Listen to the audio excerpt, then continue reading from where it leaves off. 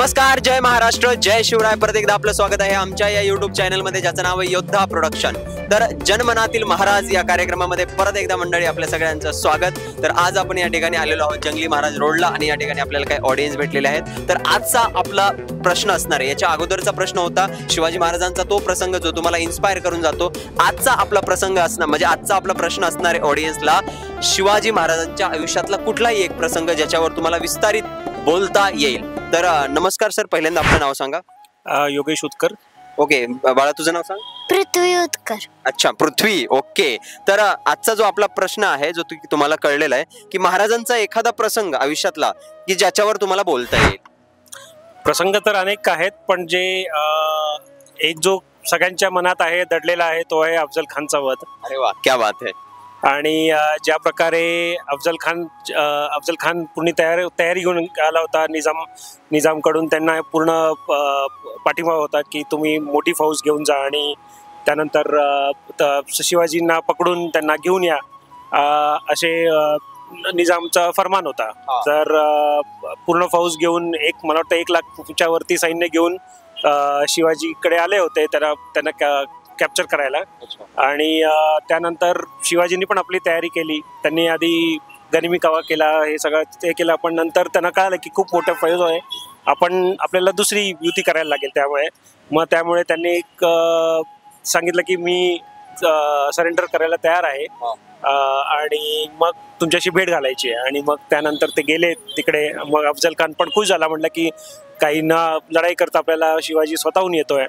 आणि पण त्याची पण आतून हे होतं की तो जेव्हा शिवाजीला भेटणार तेव्हा तो त्यांना मारणार आहे, आणि ही माहिती शिवाजींना पण होती. मग ते आपल्या काही बॉडीगार्ड्सला घेऊन गेले तिकडे आणि शिवाजींनी आपले चिलकत घालून शिवाजी महाराज म्हटलं तर अजून चांगलं वाटतं. शिवाजी शिवाजी महाराजांनी आता काय ह्यांना आपण शिकवतो ना, मग त्यांना असं शिकवतो की जसे आपले त्यांचे बाल हे म्हणून मी थोडासा शिवाजी असं म्हणतो. पण शिवाजी महाराजांनी जसं त्यांनी आपले चिलकत वगैरे घालून, वाघनख घालून जेव्हा ते भेटीला गेले, तेव्हा अफजल खाननी शिवाजी महाराजांच्या पाठीत खंजर खुपसला, पण चिलकतमुळे ते वाचले. आणि शिवाजी महाराजांनी आपल्या वाघनखाने त्यांचा पोट फाडला आणि तिकडे त्याला मारून टाकला.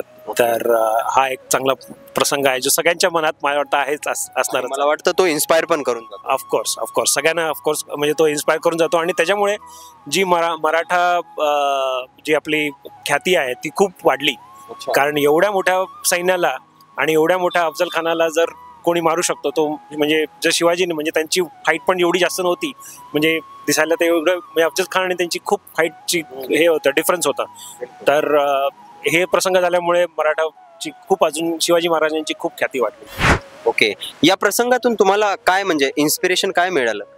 इन्स्पिरेशन तर असं आहे की आपण म्हणजे समोरचा कितीही मोठा असू शकतो, पण आपण जर म्हणजे बुद्धी लावली, युती केली, तर आपण मोठे म्हणजे कार्य पण आपण पार पाडू शकतो. ओके. हा तुमचा मुलगा आहे का? मला सांगा, मग ही जी नवीन पिढी आहे, तरुण पिढी आहे, आपण लहान असताना तर मला वाटतं तुमच्या जनरेशन मध्ये आई वडिलांनी तुम्हाला रामायण सांगितलं असेल, महाभारत सांगितलं असेल, शिवरायांच्या गोष्टी सांगितल्या असतील. तर या पिढीचं आता कुठेतरी मत त्या ठिकाणी थोडं कार्टून असेल, वेगवेगळं गेम असतील, ओके, मोबाईलवरती. तर ही पिढी तिकडे आपोआप म्हणजे आकर्षित झाली, कारण की त्यांच्या जनरेशनला हे सगळं आपोआप भेटलंय. तर तुम्ही यांना वेळ काढून कधी शिवाजी महाराजांचा एखादा प्रसंग सांगितलाय याला? हो, आम्ही सांगत असतो. म्हणजे शिवाजींची, जसं आपण शिवाजी महाराजांची जसे लाल किल्ला आहे, तर लाल किल्ला म्हणजे आपलं जे लाल महाल आहे, तर जेव्हा तिकडे घेऊन जातो आम्ही, त्यांना सांगतो शिवाजी महाराजांचं हे बालपण इकडे झालं. मग जिजाई आणि शिवाजी महाराज इकडे राहत होते, मग ते कसे राहत होते, कशी त्यांना शिक्षा मिळायची, दादाजी कोंडवी कसे शिक्षा द्यायची. ज्यावेळेस ह्या पिढीला तुम्ही हे सांगत असता महाराजांबद्दल, त्यावेळेस यांच्या चेहऱ्यावरती कोणत्या भावाच्या त्या छटा उमटतात जे तुम्ही ऑब्झर्व करू शकता? हो, म्हणजे त्यांनाही खूप कुतूहल असते, त्यांनाही खूप चांगलं वाटतं की बाबा आपले म्हणजे शिवाय तुम्ही याला पण विचारू शकता. याला विचारू शकता की शिवाजी महाराजांबद्दल काय माहिती आहे त्याला. आणि पण त्यांना पण खूप कुतूहल, खूप अभिमान असं वाटतं. अच्छा, कारण आपल्या येणाऱ्या प्रत्येक पिढीला आपण महाराजांचा इतिहास सांगितल्यानंतर अभिमान जागृत होईल, असाच महाराजांचा जाज्वल्य इतिहास आहे आणि त्यामुळे तो सांगितला गेला पाहिजे. तर मी परत या छोट्याकडे जाणार आहे. तर पहिल्यांदा मला बाळा तुझं नाव सांग. इकडे बघायचं आता, आपला कॅमेरा इकडे. पृथ्वी. अच्छा, जोरात बोल जरा. पृथ्वी. अच्छा, पृथ्वी असं नाव आहे तुझं. मग मला सांग, शिवाजी महाराजांना तू ओळखतोस? सांग हो, हो की नाही? हो. अच्छा, हो बोलतोय. तर काय म्हणजे कसे दिसायचे शिवाजी महाराज? त्यांचे बाल खूप मोठे होते. हा, त्यांचे बाल मोठे होते. अजून मोठ्याने बोल थोडा, महाराजांसारखा असा मावळा वाटला पाहिजे. अजून कसे दिसायचे? मग त्यां- कशा पण अशा काकाच्या कशी म्हणजे तशा होत्या का? अरे हा, मग मला सांग, त्यांचा कुठला प्रसंग तुला माहितीये शिवाजी महाराजांचा?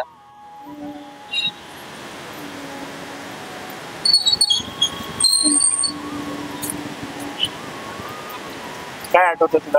महाराजांबद्दल काय आठवतंय? काय माहिती ते सांग. त्यांचं राज्य कोणतं होतं? अं,